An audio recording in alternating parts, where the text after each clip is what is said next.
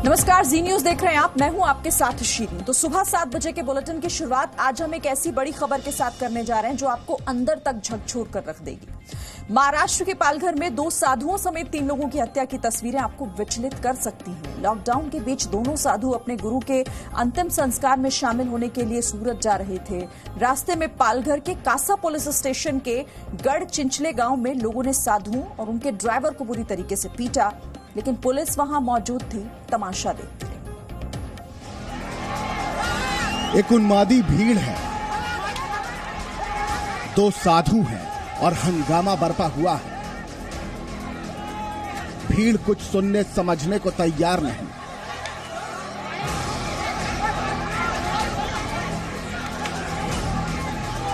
अफवाह की आग कुछ ऐसी भड़की है कि हमलावर जान लेने पर उतारू है।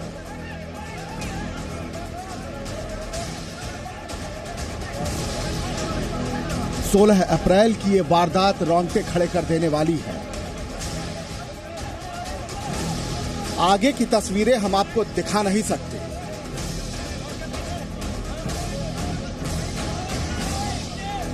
ये तस्वीरें विचलित कर देती हैं, लेकिन मॉब लिंचिंग की इस वारदात की खबर आप तक पहुंचाना भी उतना ही जरूरी है, क्योंकि इन तस्वीरों में नजर आ रहा है भीड़ का उन्माद, 2 साधुओं और उनके ड्राइवर की बेबसी और उसका तमाशा देखने वाला सिस्टम।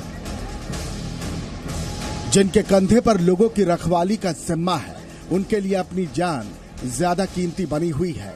उपद्रवी भीड़ ने कानून व्यवस्था को ताक पर रख दिया है और कानून का पालन करवाने वाले तमाशा देख रहे हैं।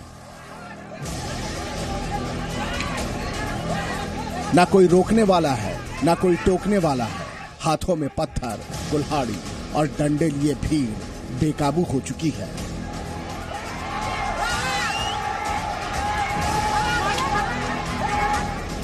बताया जा रहा है कि लॉकडाउन के बीच दोनों साधु अपने गुरु के अंतिम संस्कार में शामिल होने के लिए सूरत जा रहे थे। इसी दौरान पालघर के कासा पुलिस स्टेशन के गढ़चिंचले गांव में लोगों ने साधुओं और उनके ड्राइवर को बुरी तरह पीटा। घटनास्थल पर पहुंची पुलिस ने उन्हें गाड़ी में बिठाया, तब भी लोग उनकी पिटाई करते रहे। और अब तस्वीरें सामने आई हैं तो हंगामा खड़ा हो चुका है। पालघर से लेकर तिनले तक हंगामा मचा है। गांव वालों ने वो जो गाड़ी थी उसको पलट दिया था, उसकी कांचें तोड़ी थी, वो उनके हाथ में लकड़ी थी, उनके हाथ में कुछ बाकी के वेपन्स थे।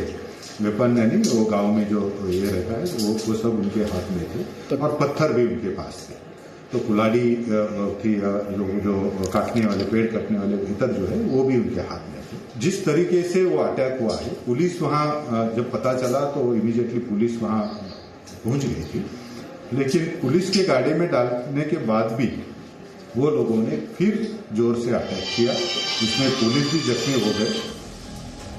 पुलिस का दावा है कि पिटाई कर रहे लोगों से अपील की गई, लेकिन उन पर कोई असर नहीं हुआ। अफवाह की आग में झुलसती भीड़ अपना आपा खो चुकी थी और नतीजा सबके सामने है।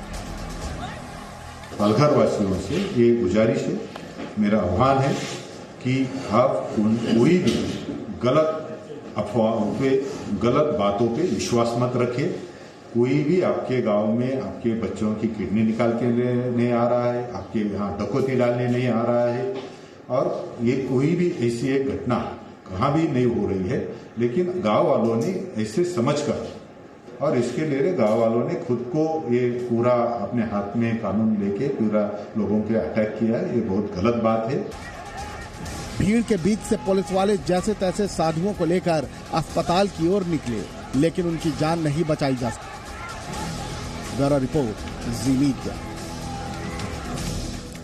और अब इस घटना के सामने आने के बाद कुछ बड़े सवाल यहां पर खड़े हो जाते हैं। तो पहला सवाल तो ये कि पुलिस की मौजूदगी वहां थी, पुलिस की मौजूदगी में आखिर कैसे मॉब लिंचिंग हुई। दूसरा सवाल ये कि साधुओं की बर्बर हत्या का जिम्मेदार यहां कौन है। सवाल ये भी कि आखिर किसने अफवाह फैलाकर साधुओं की जान ली। चौथा सवाल ये कि लॉकडाउन के बावजूद सैकड़ों लोग वहां पर इकट्ठा कैसे हुए। पांचवा सवाल कि टुकड़े टुकड़े गैंग के हमदर्द साधुओं की हत्या पर आखिर चुप क्यों है। तो 2 साधुओं की मौत ने हंगामा खड़ा कर दिया है। महाराष्ट्र सरकार भी एक्शन में आ गई। 110 आरोपियों पर कार्रवाई की गई, जिनमें से 9 नाबालिग हैं।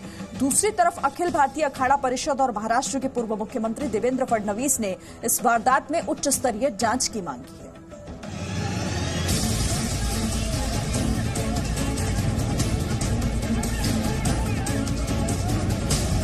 कौन है साधुओं की मौत का जिम्मेदार? पुलिस की मौजूदगी में मॉब लिंचिंग की। आखिर पालघर में अफवाह की आग किसने और क्यों फैलाई?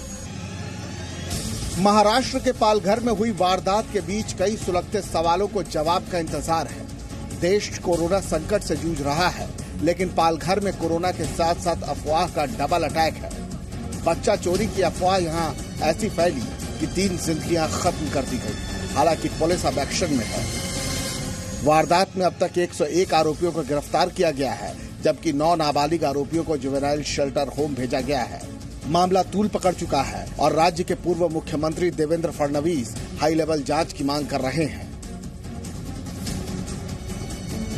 पालघर की मॉब लिंचिंग की घटना ये बहुत ही गंभीर है। जिस क्रूरता के साथ उनको मारा गया है, मानवता को भी शर्म आए इस प्रकार की ये क्रूरता है। और इसमें सबसे शर्मनाक बात यह है कि पुलिस के सामने इस प्रकार से भीड़ लोगों को मारती है, पुलिस के हाथ से छीनकर मारती है, पुलिस के सामने लाठियां बरसाती है और पुलिस भी कार्रवाई करने को तैयार नहीं। इससे और शर्मनाक बात क्या हो सकती है? वारदात की अखिल भारतीय अखाड़ा परिषद ने कड़े शब्दों में निंदा की है। अखाड़ा परिषद ने केंद्र और महाराष्ट्र सरकार से दोनों संतों की हत्या की जांच और दोषियों के साथ उन पुलिस वालों पर भी कड़ी कार्रवाई की मांग की है, जो वारदात के वक्त तमाशा देखते रहे। महाराष्ट्र सरकार से यह मांग करता हूं, इसकी जांच की जानी चाहिए।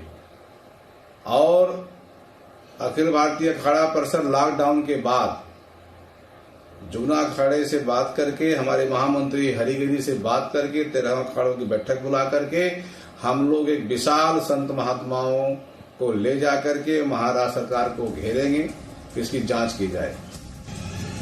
दूसरी ओर राज्य के गृह मंत्री अनिल देशमुख ने ट्वीट कर बताया कि हमला करने वाले और जिनकी इस हमले में जान गई, दोनों अलग अलग धर्मों से नहीं हैं। पुलिस को बेवजह समाज में भेदभाव पैदा करने वालों पर कठोर कार्रवाई करने के आदेश दिए गए हैं। सियासत गर्म है, साधु संतों का गुस्सा भड़का हुआ है, तो दूसरी ओर महाराष्ट्र सरकार भी ये दिखाने बताने की कोशिश में है कि दोषी बख्शे नहीं जाएंगे। ब्यूरो रिपोर्ट, जी मीडिया।